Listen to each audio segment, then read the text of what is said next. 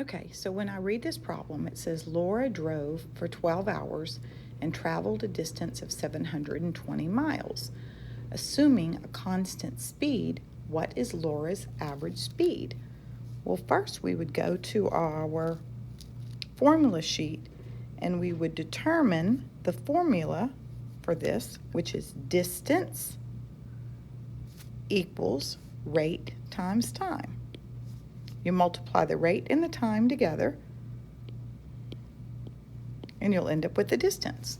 But it actually says her distance was 720 miles, and it says that her time was 12 hours.